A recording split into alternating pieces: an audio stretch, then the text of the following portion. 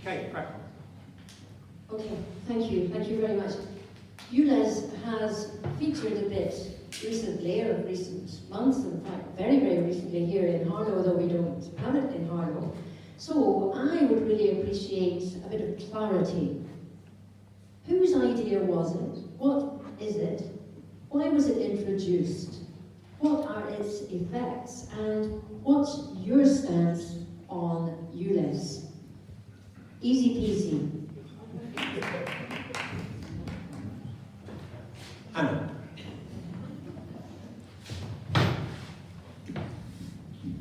My stance is quite simple. I oppose ULEZ. I think that the Mayor of London, Sadiq Khan, Labour, they're rolling out anti-motorist measures across the country, and Wales and other parts of the country too. I'm completely opposed to it. In Harlow, there are 16,000 motorists driving to London every day, mostly for their jobs.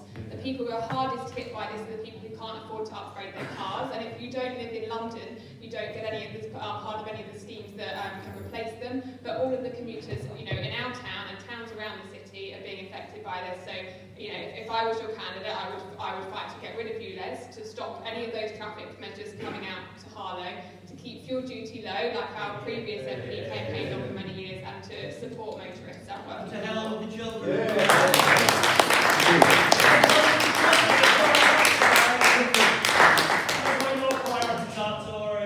Thank you. Those are my priorities, thank you.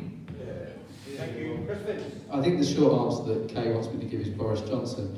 But look, the reason that this policy was introduced was to deal with air quality in London, and actually we do need to tackle the huge issue of pollution in the capital.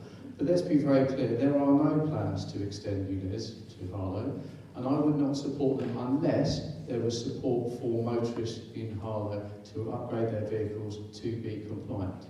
Actually, the majority of the cars that go into London are actually ULEZ compliant.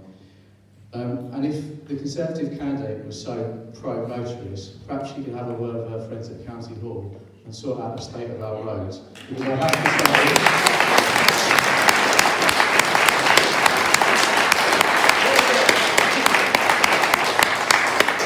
it's always about potholes, isn't it? Seriously, the biggest cost I've experienced over the last few years with my car has been the damage caused by potholes, and I'm delighted, and again it shows that actually my party, the Labour Party, is on the doors, listening to residents, understanding the issues they face, have committed a sum of money to actually fix 1 million potholes in the next Parliament, because actually, with the state of the roads as they are, that is causing a huge cost for residents, for motorists who just cannot afford it. And at the moment, with the public transport system as it is, people have to use their cars.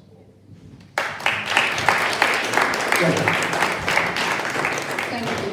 So, quite rightly, ULEZ is not coming to Harlow, and I don't think that anybody would want that extra charge. We can't afford new cars, we can't afford cars that are compliant with it.